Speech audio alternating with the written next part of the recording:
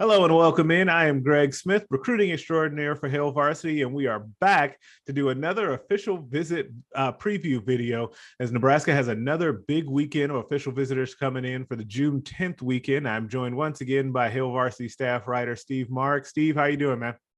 I'm doing great, no Friday Night Lights event, but still got some guys coming in, so it's an exciting time, and I'm excited to break it down with you. Yeah, like it's weird not having like Yeah. all of the things happening at once, right? After having that big one last weekend. And it's also kind of weird when you have it like that for the very first weekend. Like I almost wish that it had been flipped and the first weekend was, 6, 7 guys coming in for visits.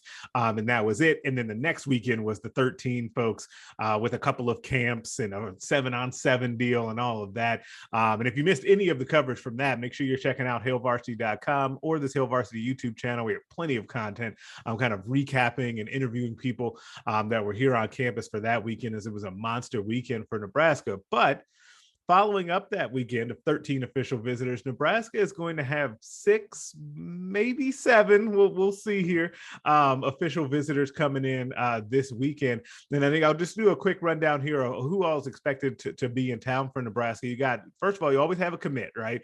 And Ben Bramer, the tight end out of Pierce, is on his way across the state for his official visit. Edge Tatum Tuioti is making his way back to campus now from Oregon. I always want to say Lincoln Southeast, but he does not go to Lincoln Southeast anymore. He's out in Oregon and Eugene. Riley Van Popple, defensive lineman out of Texas. The name sounds familiar because his dad Todd played in Major League Baseball for years. J.R. Sia is an offensive lineman out of Utah. Phil Picciotti is a really good linebacker out of Pennsylvania. And then Zaylen's Hurd, a big-time offensive lineman out of Louisiana, all scheduled to be in Lincoln. So I guess I will open it up this way to you, Steve. Who's the most interesting guy that is scheduled to come into Lincoln this weekend for you? Yeah, so I'm looking at this list right now, and my eyes are drawn towards, and we can talk about this, but Ben Bramer. So he has been committed for a while now. Yeah. And I feel like sometimes people forget about Ben Bramer, but boy, 6'5", 6'6". I'm sure, like, he's big, he's long. The strides are just there as a future tight end here. This state produces tight ends. Ben Bramer is going to be the next good one, I think. I really, really like what Ben Bramer has shown, just like to get him into the program and get him with the resources just so he can continue to develop and grow into his body. That's going to be, he's a really, really interesting one that I don't think a lot of people are talking about, just because, I don't know if he gets overlooked because he's a small town kid from Pierce or what. He just doesn't, he's been committed so long that he doesn't really come here that often, I guess. Right. So I'm just kind of interested on what you think about Ben and kind of what his, I guess, recruitment looked like, because it's been over for so long. I know he had a Iowa State offer, and Iowa State's been they know good tight ends. I guess they've had some good ones over there at Iowa State. But what are your thoughts on Ben? Yeah, I really agree with you on the fact that he's totally overlooked. We are going to get to the end of this class and realize, man, we didn't really hear all that much from Ben. Like, honestly, I think and there's one of those guys in each of the classes, right? Especially locally, right? There's always one of those guys locally where it feels like they were in the class for a really long time. And because of that, you just kind of forget. I am really interested, even just beyond this weekend, and what happens with him and getting to kind of reconnect with everyone, like his senior year and his development on the football field. I'm interested to see how much weight he's put on since the last time we saw him, because we last saw him, I feel like, no, he was here, but we saw him play in Memorial Stadium for the state championships. So continuing to see his growth from that time, I think is going to be really interesting. But I think that's a great call of a guy who we need to probably put a little mark down right now for me to talk to Ben after this and get his thoughts, because I think that is something that I think people do tend to forget about, the guys that are from the smaller towns that don't get chased as long, right? I think that if he had not committed yet and Nebraska was still trying to land him, kind of like a Maverick Noonan or a Malachi Coleman, he'd be getting that much attention, but he just doesn't, because he's been committed for so long. Now, I think that for me, The guy that I'm super interested in coming in this weekend is the linebacker Phil Picciotti. Like, he's a guy to me who has a really high ceiling, and I think that he just looks to me like a Big Ten linebacker, a guy that is going to be someone that picks up 100 tackles in a season, a couple of years for a team in the Big Ten. Now, he's also really happens to like Oklahoma, who Nebraska continues to be in battles with. That's who he went to take an official visit to see last weekend, the first weekend of June. They got a visit for him. I didn't know, and I've written about Phil a few times on hailvarsity.com, like how well Nebraska was positioned to land him or how high he had them on his board personally. But I think when Nebraska hosted him for the spring game, they made a really big impression on him just with the atmosphere and what Lincoln was like and the staff and just the team camaraderie and all of that. I think that Nebraska has made a really good push with him. And I would not say that he's on commitment watch because he's got other big time visits coming up as well after this weekend. But I think Nebraska has a real good opportunity to solidify one of those top spots in his mind after this weekend. Yeah, and you brought up a good point that I wanted to talk about. So Caden Greene, offensive lineman, and even going back off the top of my head to Chubba Purdy when he was going through the portal, and then Casey Thompson when he was going through the portal, all of them had Oklahoma offers. Dylan Edwards as well, the running back. Dylan Edwards is another one. So just what's your read on the whole Nebraska and Oklahoma kind of just recruiting wars right now going on with these two wanting the same kids? And, it's just kind of interesting to me that Oklahoma is the team that the Huskers kind of find themselves up against with some of these guys. Yeah, actually, Malachi Coleman actually also has an Oklahoma offer. They would like him to come out for an official visit. There's probably more that we're not thinking about.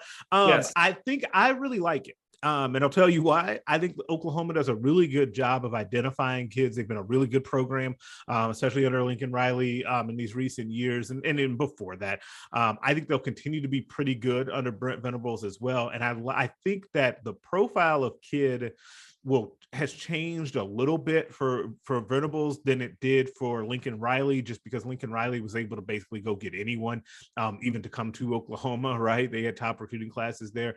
And so I think you're going to continue to see Nebraska battling Oklahoma. And part of this will be too, is that those battles in Kansas and Missouri, as Nebraska continues to recruit those two states, Oklahoma already does. I think that you're going to continue to see those battles continue to increase for Nebraska and Oklahoma. I think it's fun. You get the old Big 8 rivals going head to head on the recruiting trail. I think that's a really good thing. Is there an offensive lineman? Offensive line is something that always comes up. Well, and you've got a couple good ones coming in this weekend. And it's funny because even when Nebraska picked up the commitment from Jaden Dawes, Amaria Miller says as a wide receiver that, hey, I've got them on the top of my list. Like, the comments are always, what about the beef? What about the offensive linemen? Even though Nebraska has 3 offensive linemen in the class, all from Nebraska, you always get that comment. But I think one of the things developing off of that, with Nebraska picking up Brock Knutson out of Scotts Bluff, the 3rd offensive lineman in the class, is that now they have the ability to kind of go big game hunting, I like to say, right? Where I think that last spot is going to be filled by a big time offensive lineman, and they've got a couple coming in again this weekend. Yeah, one of them. So I got two more guys that I want to talk to you about. One of them is Alan Hurd. So he has a lot of really good offers. He's a very highly rated guy. He's a big kid. He's from Louisiana. So is this another Mickey Joseph kind of working his magic to get one of these kids outside of Louisiana just to come see Nebraska, which is sometimes the biggest hurdle to get over? Yeah, so it's actually a twofer, okay, on this one. So Mickey Joseph obviously has deep ties to Louisiana, but I would remember this about Hurd. Hurd is from the same high school as A.J. Allen. And so therefore, that Brian Applewhite is well familiar with that high school and with him as well. And so then you've got those two who are very good recruiters. And then you also have Donovan Rayola, who would be his future position coach, kind of in his ear. This weekend is Hurd's first official visit. So I'm really curious on Nebraska being able to set the bar on that. I'm always curious about the order of these official visits and how I think you either want to be first or last.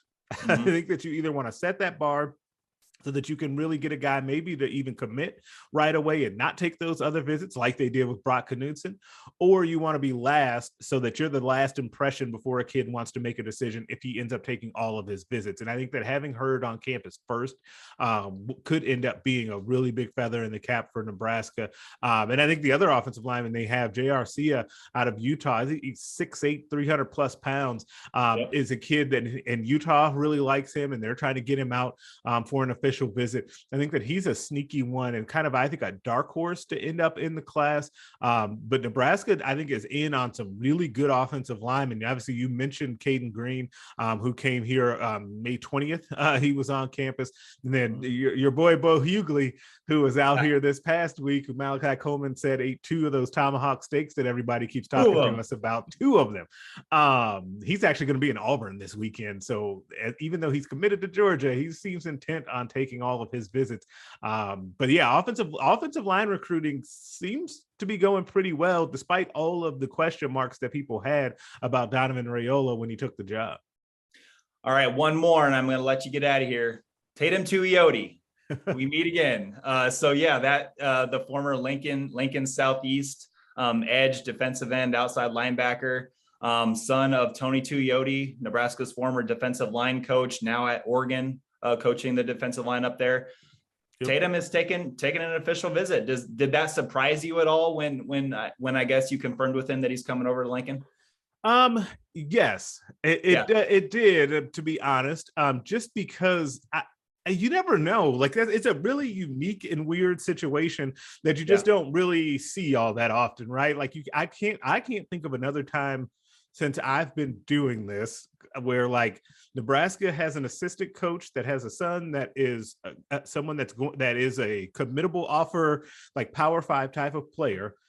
That coach then leaves the school, and then the school is still recruiting his son. Like, it's just a unique situation, right? It would have been like if Barney Cotton had left the program while one of his sons was being recruited. You would have been surprised if they continued to recruit him. So, but Nebraska really likes him. He's a kid who's really comfortable here. He's obviously been here a ton of times. Like, I think Nebraska, it felt like, was the only place he visited last year during the season. It felt like he was here every weekend.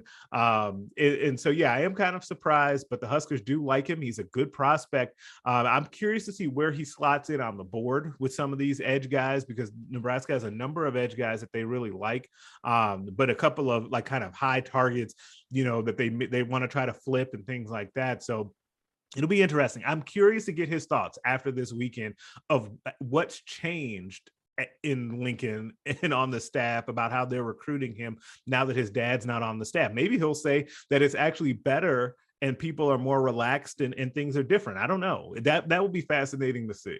Yeah, maybe it like takes a weight off his shoulders, you know. Yeah.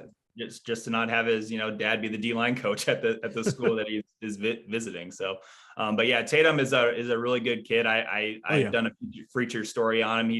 He's very, very nice and humble and very, very aware of, you know, he's got to work for everything that he gets. So he's a very, very good kid. So yeah, it's a big weekend again. Another weekend for not as big as last weekend, I guess, just looking at firepower wise, but another fun weekend for the Huskers on the official visit scene here. Yeah, absolutely. And it is definitely not slowing down, as we'll have another big one for the July 17th weekend. And Friday Night Lights will be back next week as well. And that's going to be, I think that camp's going to actually be bigger than the first one, the way that it feels like it's shaping up right now. But we'll definitely have plenty of reaction and content coming your way from this recruiting weekend here, both on the YouTube channel. Make sure you like this video, subscribe to the Hail Varsity YouTube channel if you haven't already done so, and subscribe to hailvarsity.com. We'll have continued coverage of all things Huskers going throughout the weekend. We'll talk to you next week.